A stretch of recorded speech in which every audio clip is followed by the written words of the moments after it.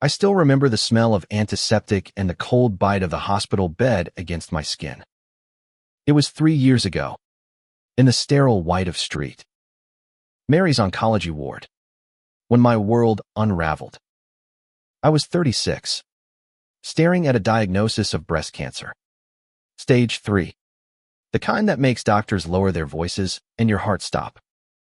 My husband, David, sat beside me that first day, his hand gripping mine, his blue eyes promising forever. I believed him. I had to. We'd been married 10 years, built a life in our modest Seattle home, filled with photos of our daughter, Lily, and memories of lazy Sunday mornings. But promises are fragile, and David's broke faster than I could have imagined. By the 3rd month of chemotherapy, when my hair was gone and my body felt like a battlefield, he started pulling away. His visits grew shorter, his excuses longer. One night, as I lay curled up under a thin hospital blanket, he stood at the door, his silhouette sharp against the fluorescent light. "This is too much work, Sarah," he said, his voice flat, like he was discussing a broken appliance. "I can't do this anymore." He left me there, abandoned in that sterile hell, with nothing but Lily's drawings taped to the wall and a hole where my heart used to be. I didn't cry then. I couldn't. The pain was too deep, too raw, like a wound that hadn't yet learned to bleed. Lily was 8, too young to understand why her father stopped coming home. I shielded her as best I could, spinning stories about Daddy's important work trips while I fought to survive. The cancer was brutal, but the betrayal was worse. David didn't just leave me. He erased us. He moved across town, started a new life with a woman named Claire, a yoga instructor with a perfect smile and no scars. I heard whispers from mutual friends how he called me damaged goods, how he said I dragged him down. Each word was a knife, twisting deeper. But I survived. The chemo worked. The surgeries held. And by some miracle, I went into remission. I emerged not whole, but alive, with a fire in my chest that wasn't there before. It wasn't just about surviving cancer. It was about surviving him. I rebuilt my life, piece by piece, for Lily and for myself. We moved to a small apartment, closer to her school, where the walls were thin but the rent was affordable. I found work as a freelance editor, piecing together words for others when my own were too heavy to carry. Lily became my anchor, her laughter my lifeline. But the fire in me burned hotter with every passing month. It wasn't enough to survive. I wanted justice. I wanted David to feel the weight of what he'd done, to face the woman he'd discarded like trash. I didn't know how or when, but I swore he'd see me again, not the broken wife he left, but the woman I'd become. It started small, almost by accident. I'd see his name pop up on social media, his life laid bare in curated posts. David and Claire at a vineyard, David and Claire at a gala, their smiles mocking my pain. I began to watch, to study. I learned their routines, their habits. Claire posted about her yoga studio, her perfect partnership with David, who'd apparently become a real estate agent, slick and charming as ever. I wasn't stalking, not exactly. It was reconnaissance, a quiet gathering of pieces to a puzzle I didn't yet understand. I told myself it was curiosity, but deep down, I knew it was something darker. Revenge doesn't announce itself with a fanfare. It creeps in, whispering, until it's the only voice you hear. One evening, as Lily slept, I sat at my kitchen table, a glass of wine untouched, scrolling through Claire's latest post. A photo of her and David, arms around each other, with a caption about second chances. My stomach twisted. Second chances. He'd had his chance with me, with us, and he'd thrown it away. I clicked on his profile, something I hadn't done in months. There he was, grinning in a tailored suit, his bio boasting about his new chapter. I felt the old wound reopen. But this time, it wasn't just pine, it was purpose. I didn't want to destroy him. Not yet. I wanted him to see me, to remember. I wanted him to beg. The plan formed slowly, like a storm gathering on the horizon. I started small, leaving traces where he'd find them. An anonymous comment on his business page, praising his dedication to family, a subtle jab only he'd understand. A package sent to his office. A book on resilience with no note. No return address. I imagined his confusion, the flicker of unease in his perfect life. I wasn't ready to confront him. Not yet. I needed to be stronger, sharper. I joined a gym, not for vanity, but for discipline, rebuilding the body he'd called too much work. I took self-defense classes, feeling the power return to my limbs. I wasn't just preparing for him. I was preparing for me. Lily noticed the change. "Mom, you're like a superhero," she said one day, watching me lift weights in our tiny living room. I laughed, but her words stuck. Maybe I was becoming something more, not a hero, but a force.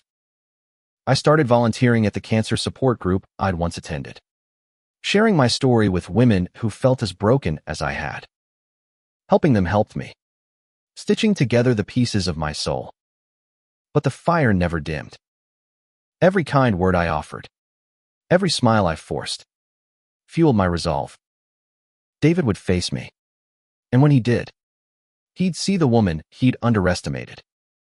By the time I was ready, a year had passed since his abandonment. I'd transformed not just physically, but in ways he'd never understand. I was no longer the Sarah who begged him to stay. I was someone new, someone who'd clawed her way out of despair. I didn't know exactly how it would happen, but I knew one thing: David would come back. Not out of love, but out of need. And when he did, I'd be ready. The first move was subtle, deliberate, like the opening note of a symphony you don't yet know is dangerous. I found David's real estate website, a glossy digital shrine to his reinvented self. Testimonials gushed about his charm, his hustle, his family values. The irony burned. I created an email address under a fake name, Ellen Harper, a widow looking to buy a home in Seattle. I crafted a story, recently bereaved, seeking a fresh start, drawn to David's reputation for empathy. The lie came easily, each word typed with a steady hand.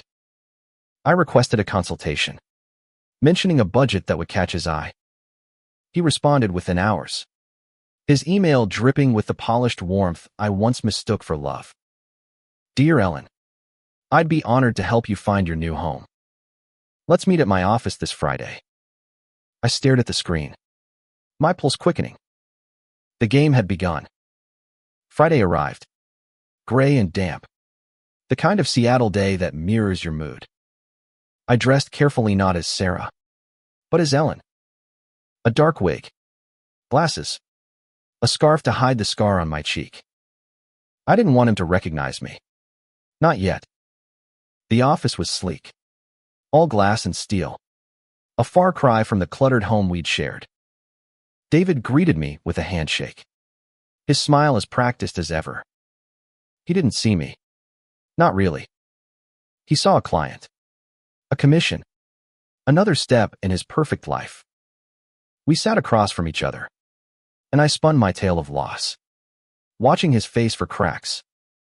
He nodded, sympathetic, but his eyes darted to his watch. I was a transaction, nothing more.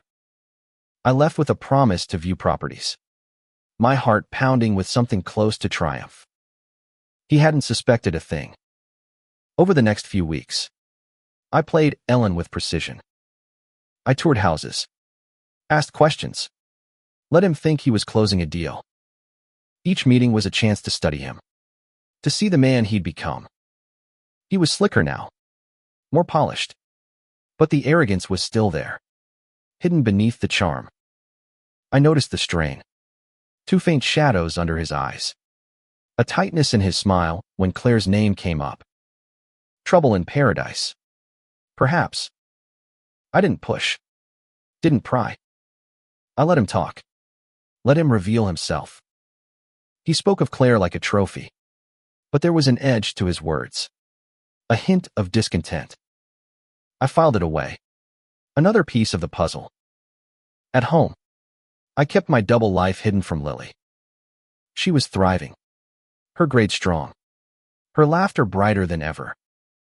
But she asked about her father sometimes. Her voice small. Her eyes searching. Why doesn't Daddy call? I'd hug her. Tell her he was busy. That he loved her in his own way. The lies tasted bitter.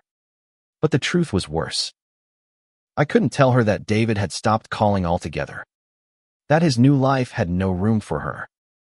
It fueled my resolve. Made the fire burn hotter. I wasn't just doing this for me anymore. I was doing it for her. For the family he'd shattered. Ellen's game escalated. I started leaving clues. Subtle enough to unsettle, but not enough to expose me. I sent David an article about cancer survivors. No sender. Just a link to his work email. I left a voicemail from a blocked number. My voice disguised. Mentioning a house we'd toured, but weaving in a reference to our old Lithia Street name from our neighborhood. A detail about Lily's favorite park. I watched his social media for signs of unease. And I found them. Fewer posts. Curt responses to Claire's comments. He was rattled. And I was just getting started. One night, I overheard a conversation at the cancer support group that shifted my perspective. A woman named Rachel, newly diagnosed, spoke of forgiveness, of letting go to heal. Her words hit me like a wave, stirring something I'd buried deep. Did I want revenge? Or did I want peace? The question haunted me as I drove home. Lily asleep in the back seat. I looked at her. So small. So trusting. And wondered if I was becoming someone she wouldn't recognize. But then I remembered David's voice. Cold and final. Too much work. No. Peace wasn't enough.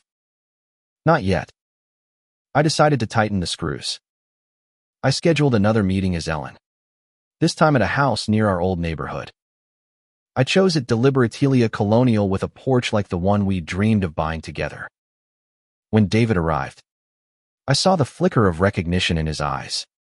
The way his smile faltered. I played it cool, asking about the house's history. But I dropped another clue, a comment about how it reminded me of a home a friend once lost. His hands shook as he handed me the listing sheet.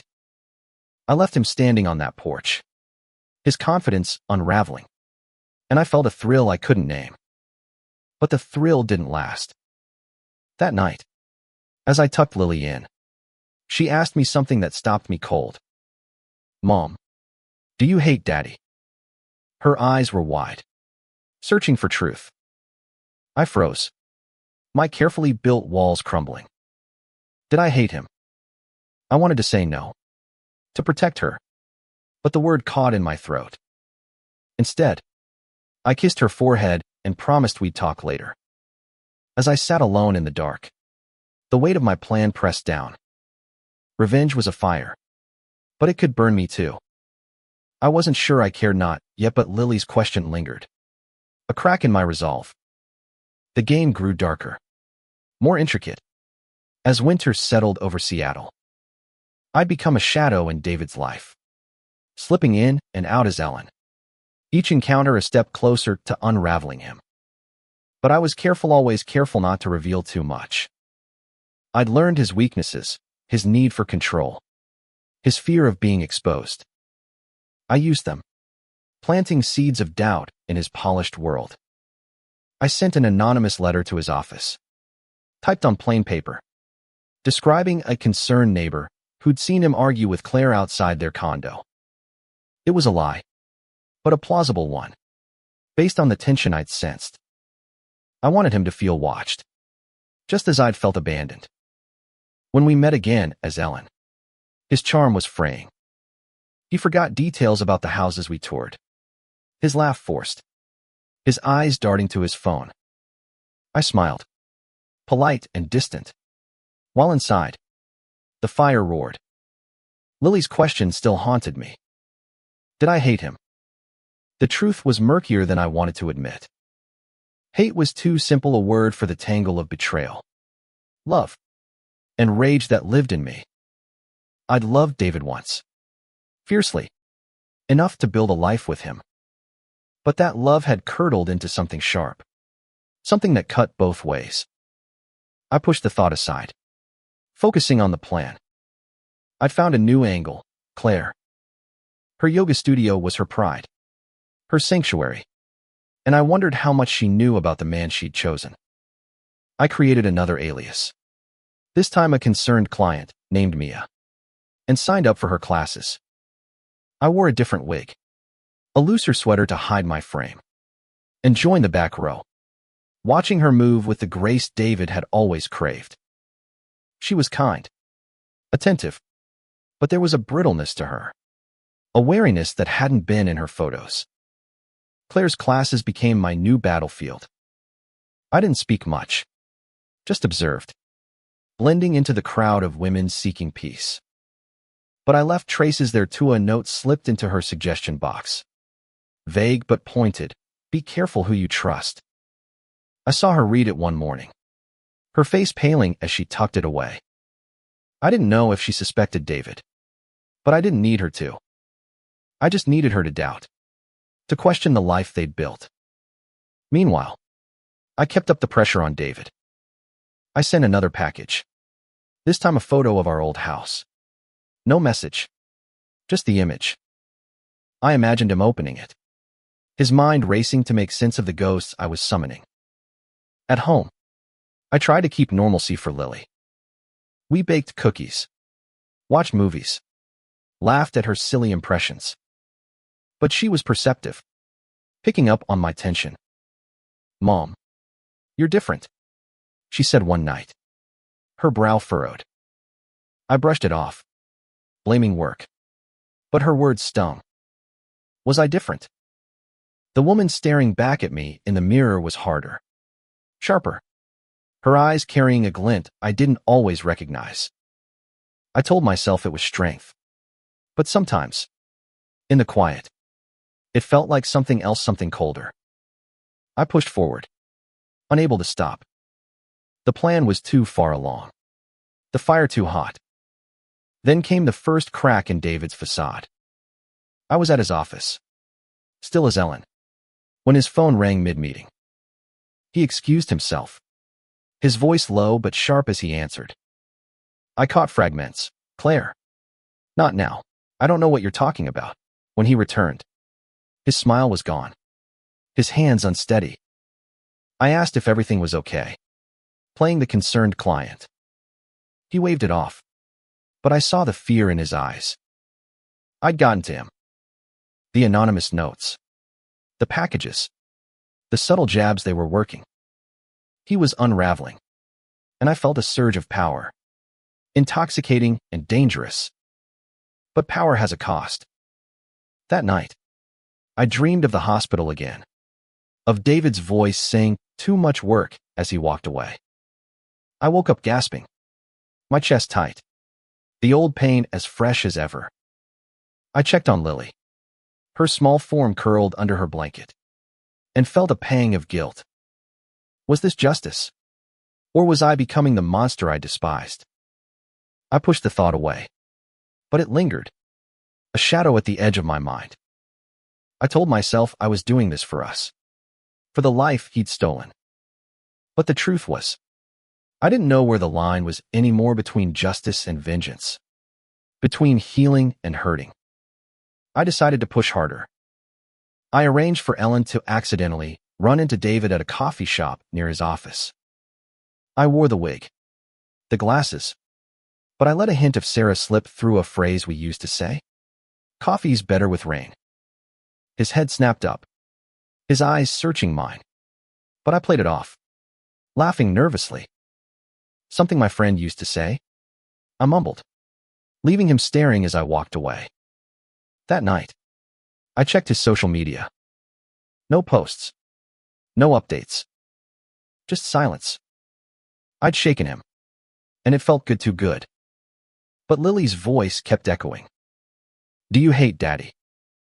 I sat at my kitchen table, staring at a photo of the three of us, taken years ago at a park. We looked happy, whole. I didn't recognize that woman anymore, the one smiling beside David.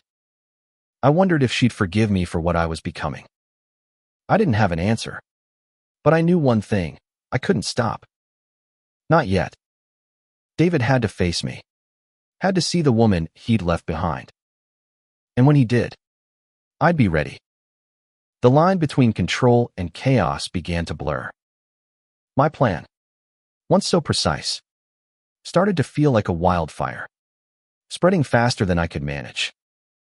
I'd wanted David to unravel, but I hadn't anticipated how it would feel to watch it happen. Each step, each note, each calculated encounter tightened the noose. But it was tightening around me too. I saw it in the mirror, in the hollows under my eyes, in the way my hands trembled when I thought of him. I told myself it was adrenaline, the thrill of justice. But deep down, I knew it was something else. Doubt. Fear. The creeping realization that revenge might not heal what he'd broken. I pushed forward anyway. As Ellen, I scheduled another house tour. This time a property on the outskirts of Seattle, isolated and quiet. I chose it for its distance, its solitude, a place where David would feel exposed. When he arrived, he looked worse than before, his suit wrinkled, his hair unkempt. He tried to keep up the charm, but it was hollow, his voice strained. I asked pointed questions about the house, weaving in references to our past, a mention of a swing set like the one in our old backyard, a comment about how Lily would love the garden. His face paled, his hands fidgeting with the listing sheet. You remind me of someone, he said suddenly, his eyes narrowing. I froze, my heart pounding, but I laughed it off, adjusting my glasses. I get that a lot, I said, my voice steady despite the storm inside. Claire was my next target. I'd been attending her yoga classes as Mia, blending into the crowd. But now I stepped closer. I lingered after class one day, complimenting her teaching, asking about her life. She was guarded but warm to me, sharing snippets of her relationship with David. It's not always easy, she admitted, her smile faltering. He's been distant lately. I nodded, sympathetic, planting another seed. Sometimes people hide things. You just have to look closer. Her eyes flickered with unease, and I knew I'd hit a nerve. I left her studio feeling a twisted satisfaction, but it faded fast. At home, I caught Lily watching me, her gaze too knowing for a 9-year-old. Mom, are you okay? She asked. I forced a smile, but it felt like a lie. The anonymous messages escalated. I sent David an old photo of us, one from our wedding. My face blurred out. I mailed it to his office with no note, just the image, knowing it would haunt him. I hacked into an old email account we'd shared, sending him a single line from it. Do you remember? His social media went dark after that. His posts replaced by a single, cryptic status, need a break. I knew he was cracking, but so was I. The fire that had driven me was burning too hot, consuming pieces of the woman I wanted to be.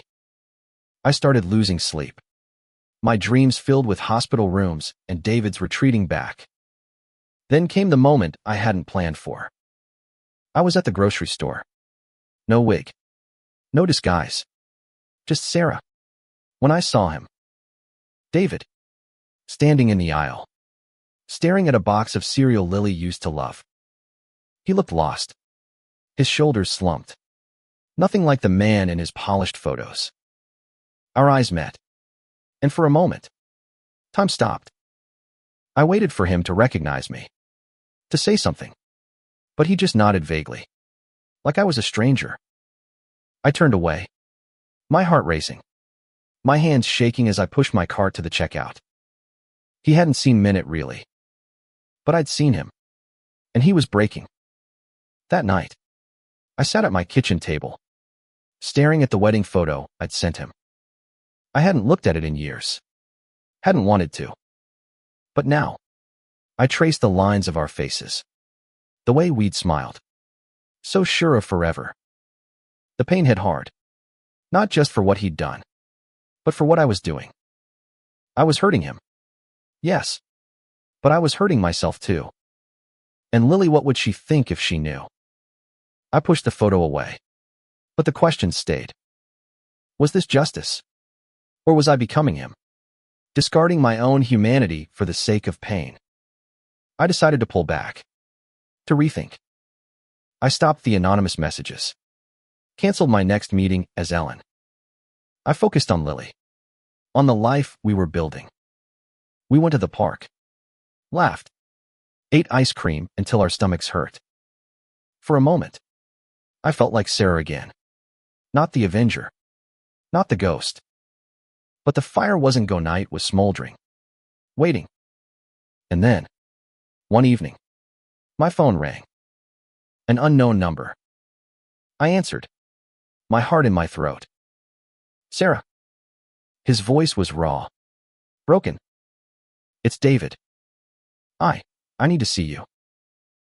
I froze, the phone heavy in my hand. This was a moment I'd planned for, dreamed of. But it didn't feel like victory. It felt like a cliff's edge, and I didn't know if I'd jump or fall. Why? I asked, my voice cold. He hesitated, then whispered, I'm sorry. The words were a spark, reigniting the fire. Sorry wasn't enough. Not yet. But it was a start. David's voice lingered in my ears long after I hung up. I'm sorry. 2 words. So small. Yet they carried the weight of everything he'd destroyed. I didn't agree to meet him. Not yet. I told him I'd think about it. My voice steady, betraying none of the chaos inside.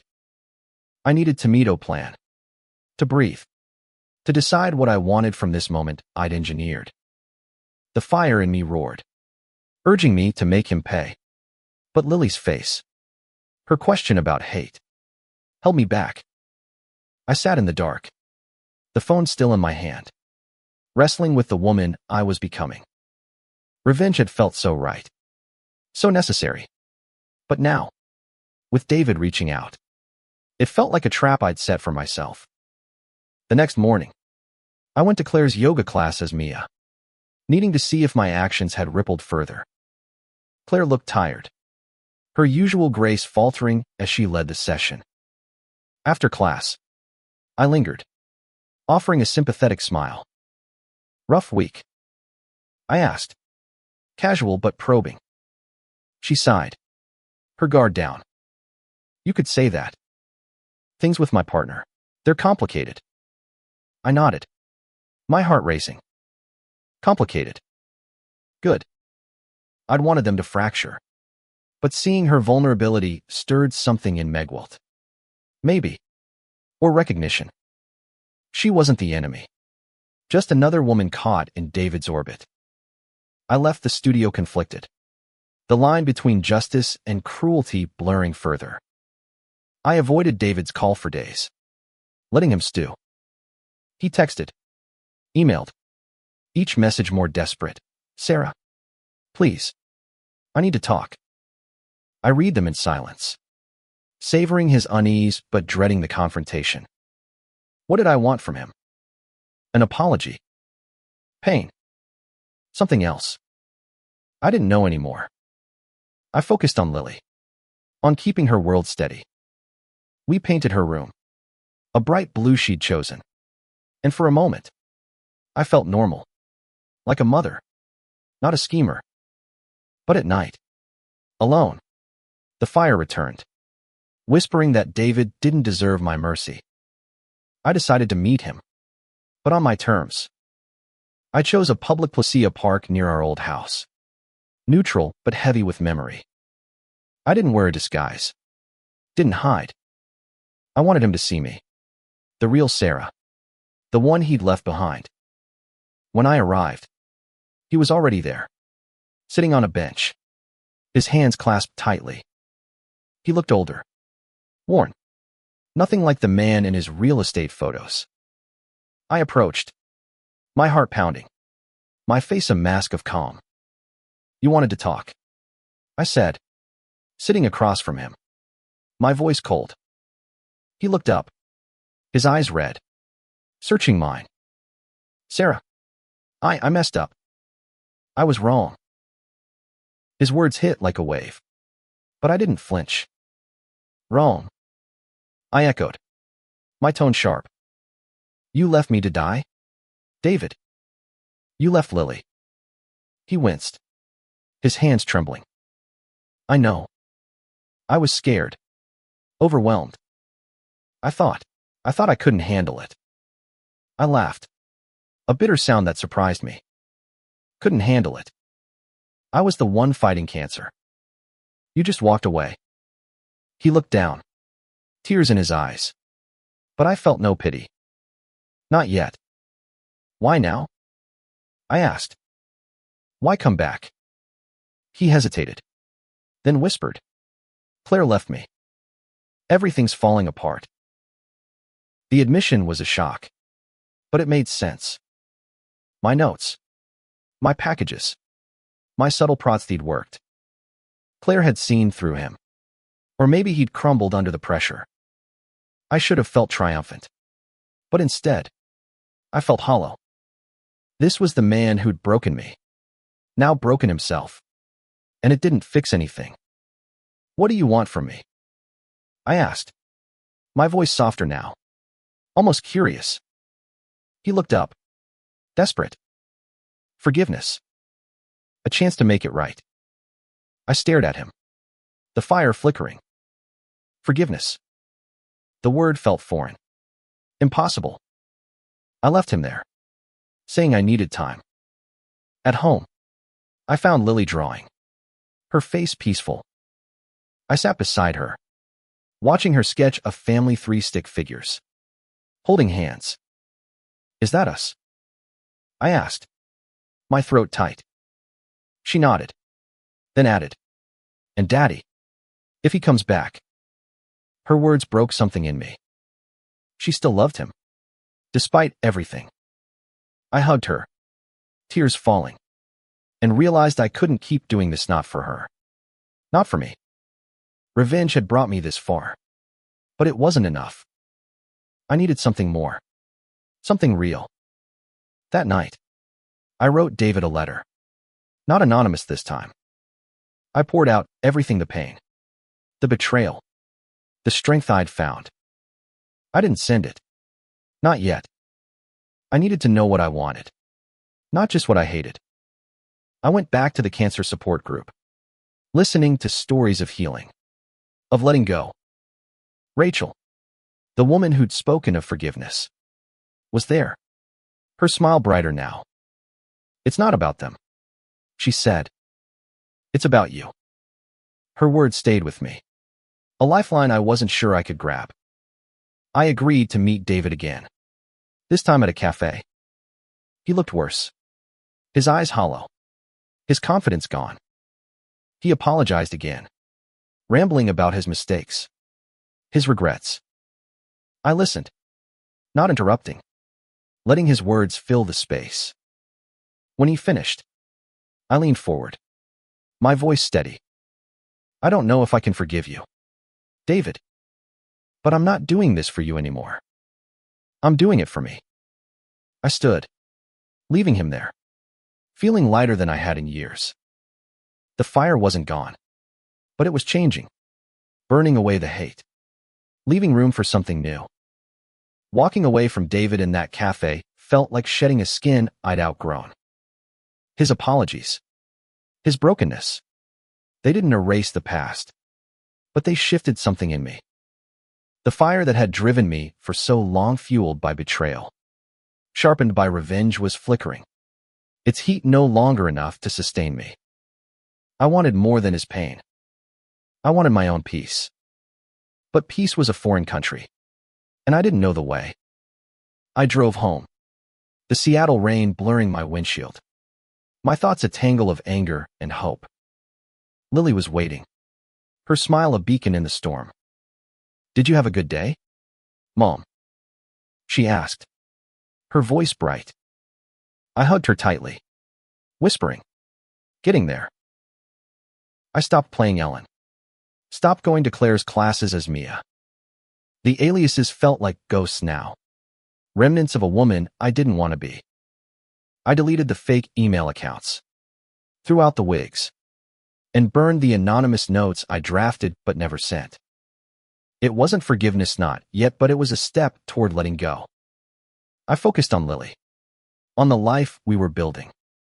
We started a garden in our tiny balcony, planting seeds that felt like promises. She laughed as dirt smudged her cheeks, and I felt a warmth I hadn't known in years. But David's shadow lingered. He kept calling, texting, begging to see me, to see Lily.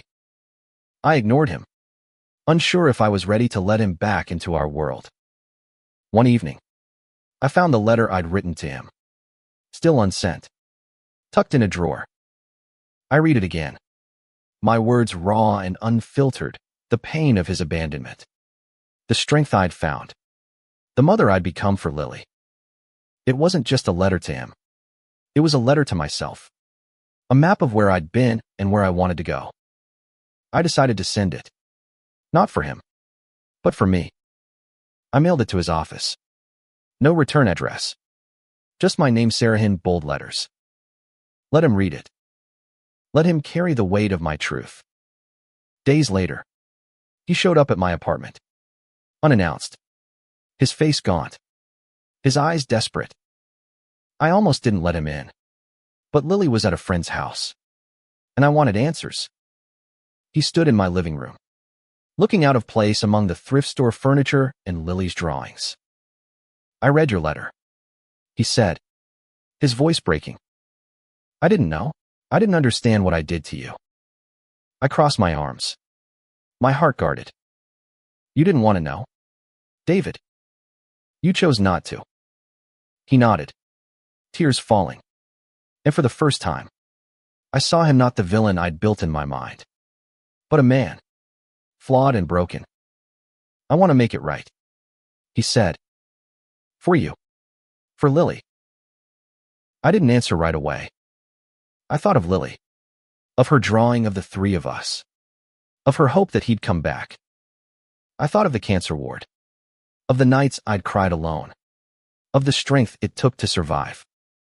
"It's not about you anymore," I said finally. "It's about what's best for Lily. And I don't know if that includes you." He looked like I'd slapped him, but he nodded, accepting it. I told him to leave, and he did, his footsteps heavy on the stairs. I sat alone, the silence loud with possibility. The cancer support group became my refuge again. I shared my story, not the revenge, but the aftermath, the struggle to find peace. Rachel listened, her eyes kind, and offered a perspective I hadn't considered. "Forgiveness isn't about him deserving it," she said. "It's about you being free." Her words stayed with me, a seed planted in the ashes of my fire. I started to see forgiveness not as a gift to David, but as a gift to myself, a way to reclaim the pieces he'd taken. I began to let David see Lily, but only on my terms. Supervised visits, short and structured, at the park or a cafe. She was hesitant at first, her trust fragile, but he was gentle, patient, nothing like the man who'd walked away. I watched from a distance, my heart torn between hope and fear. He brought her favorite cereal, told her stories, tried to rebuild what he'd broken. I didn't know if I could trust him, but I saw the way Lily's eyes lit up, and I knew I had to try for her. At night, I wrote in a journal. Something I hadn't done since the diagnosis. I wrote about the fire. How it had burned me, but also forged me. I wrote about Lily. About the woman I wanted to be for her. And I wrote about David. Not as a monster, but as a man who'd failed. Who was trying to change. I wasn't ready to forgive. Not fully. But I was ready to let go of the hate. It was a start. A small step toward a life where I wasn't defined by his betrayal. One day, as Lily and I planted more seeds in our garden, she looked at me and said, "Mom, you're happy now, aren't you?" I smiled, my heart full. "I'm getting there," I said again. But this time, I believed it. The fire was still there, but it was softer now, a warmth that didn't burn. I was finding my way, not to revenge, but to redemption for myself, for Lily, for the family we could still be. The months that followed were a delicate dance, a balancing act between healing and guarding my heart. David's visits with Lily became a regular part of our lives, though I kept them tightly controlled. I watched him closely, searching for signs of the man who'd left us. But he seemed different, Thumbler. More present. He'd bring small gifts for Lily, like a sketchbook or a stuffed animal. And he'd listen to her stories with a patience I didn't recognize. She began to open up, her laughter brighter, her questions about him less tinged with pain. I wanted to believe in his change, but trust was a fragile thing, and mine had been shattered too deeply to mend quickly. I kept going to the cancer support group, finding strength in the stories of others. Rachel became a friend, her wisdom a steady hand guiding me through the fog. "You don't have to forgive him all at once," she said one evening, her voice soft but firm. "It's a process, not a moment." I nodded, grateful for her clarity. I was learning that forgiveness wasn't a switch to flip, but a path to walk. One step at a time. I started to see David's return not as a victory for him, but as a chance for me to redefine my story, not as a victim, but as a survivor who chose her own ending. One afternoon, David asked to speak with me alone after a visit with Lily. We sat at the park, the same one where I'd confronted him months ago. He looked nervous, his hands twisting together.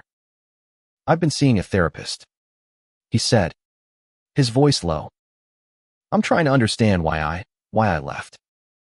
I was weak, Sarah. I was scared, and I ran." I listened, my face neutral, but inside, I felt a shift. His admission wasn't an excuse, but it was honest, raw in a way I hadn't expected. "I don't expect you to forgive me," he continued, "but I want to be better for Lily. For you, if you'll let me." I didn't respond right away. I thought of the hospital, of his cold words, of the years I'd carried that pain. "I'm not there yet," I said finally, "but I'm listening." Lily's 10th birthday was a turning point. We planned a small party at our apartment. Just a few friends, balloons, and a cake I'd baked myself. I invited David, hesitant but hopeful, wanting to see if he'd show up for her. He did, bringing a gifted telescope, something she'd mentioned wanting months ago. I watched as he helped her set it up, their heads bent together, pointing at the stars through our tiny balcony window. Lily's joy was real, untainted by the past, and for the first time, I felt a flicker of gratitude for his presence. Not for me, but for her. I started to let go of the fire, piece by piece. I stopped checking David's social media, stopped looking for cracks in his story. I focused on my own life, me work, my volunteering, my bond with Lily. I took up painting, something I'd loved as a child but abandoned in the chaos of adulthood. The canvases filled our apartment with color, each stroke a step toward reclaiming myself. I painted the hospital, the pain, but also the hope, the light breaking through. I was rewriting my story, not as a tale of betrayal, but as one of resilience. David kept showing up, not just for Lily, but for me, in small ways. He'd drop off groceries when I was swamped with work, offer to take Lily to school when I had early meetings. I didn't rely on him, didn't let myself, but I noticed the effort. One day, he brought me a book of memoir about a woman who'd survived cancer and rebuilt her life. "I thought of you," he said, his voice shy. I took it, surprised by the gesture. And later, as I read it, I cried. Not for him, but for the woman I'd been, the one who'd fought alone and won. The cancer support group held a fundraiser, and I volunteered to speak, sharing my story for the first time in full. I talked about the diagnosis, the abandonment, the revenge I'd planned but never fully executed. I talked about Lily, about the strength she gave me, about the slow, messy journey toward forgiveness. The room was silent, then erupted in applause, and I felt a weight lift. Rachel hugged me after, her eyes shining. "You're free," she whispered. I wasn't sure if she was right, but I felt closer to it than ever before. As winter turned to spring, I looked at my life and saw something new, not just survival, but growth. Lily was thriving, her laughter a constant in our home. David was trying, and while I wasn't ready to fully trust him, I was open to the possibility. I'd stopped seeing him as the enemy, started seeing him as a man who'd failed but was trying to rise. The fire was still there, but it was a hearth now, warming me instead of burning. I was ready for the next step, whatever it was, because I wasn't just the woman he'd abandoned. I was Sarah, and I was enough. Spring brought a softness to Seattle, the kind that makes you believe in new beginnings. Our balcony garden bloomed, tiny flowers pushing through the soil Lily and I had tended. I saw myself in those flowers, small, scarred, but alive, reaching for light. David's presence in our lives became a quiet constant, not a storm but a breeze, something I could feel without being swept away. He was consistent with Lily, showing up for her school events, her soccer games, her small moments. I watched him from the sidelines, my heart still guarded but softening, like ice melting at the edges. I wasn't ready to forgive him fully, but I was learning to coexist with the man he was trying to be. One evening, as we walked home from the park, Lily slipped her hand into mine and said, "I'm glad Daddy's back, but I'm glad you're here." Her words hit me hard, a reminder of what mattered most. I'd spent so long chasing justice, fueling the fire of revenge, that I'd almost forgotten the life I was building. Lily was my center, my reason, and she deserved a mother who wasn't defined by pain.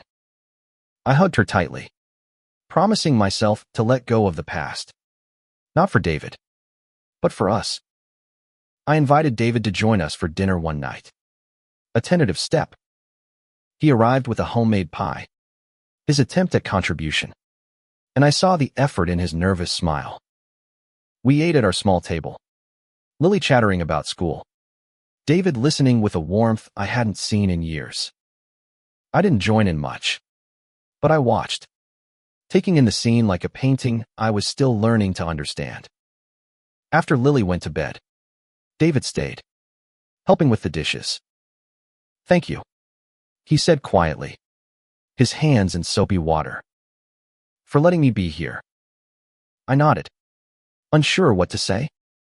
The fire was gone, replaced by something quieter, something I couldn't yet name. I kept painting, filling canvases with my story. One piece stood out, a woman standing in a field, her face turned to the sky, half in shadow, half in light.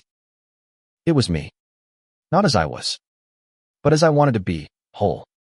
Not because of David's apologies, but because of my own strength. I hung it above our couch, a reminder of the journey. Rachel came over one day, saw it, and smiled. That's you, she said. Not the woman he left, but the one you became. I nodded, tears in my eyes, because she was right. David started talking about the future, about being a family again. I listened, but didn't commit. I wasn't ready for that. Maybe never would be. But I was open to him being part of Lily's life, to him earning his place. He was trying into therapy, volunteering at a community center, showing up in ways he never had before. I saw glimpses of the man I'd loved, but I didn't let myself fall back into that trap. Love wasn't enough. Trust had to be built, brick by brick. The cancer support group held an anniversary event, and I spoke again, this time about redemption, not David's, but mine. I talked about how I'd let go of revenge, how I'd found strength in choosing my own path. The women in the room nodded, some crying, and I felt a connection deeper than any I'd known. I wasn't alone anymore. I had Lily, Rachel, the group, and most importantly, myself. The fire that had once consumed me was now alight, guiding me forward. One day, David asked to meet at the park again. He looked different, steadier, more grounded. He handed me a letter, his handwriting shaky but clear. I wrote this for you, he said. Not to ask for anything, just to say what I should have said years ago. I read it later, alone, and found his truth, his fear, his shame, his regret for leaving me in that hospital bed. He didn't ask for forgiveness, just for a chance to keep trying. I folded the letter, tucking it away, not ready to respond, but grateful for its honesty. As summer approached, Lily and I planned a trip to the coast, just the two of us. We walked along the shore, her laughter mingling with the waves, and I felt a peace I hadn't known possible. The scars on my body, the ones on my heart, they were still there, but they didn't define me. I was Sarah, mother, survivor, artist, woman. David's betrayal had shaped me, but it didn't own me. I'd faced him, faced myself, and found something stronger than revenge, redemption.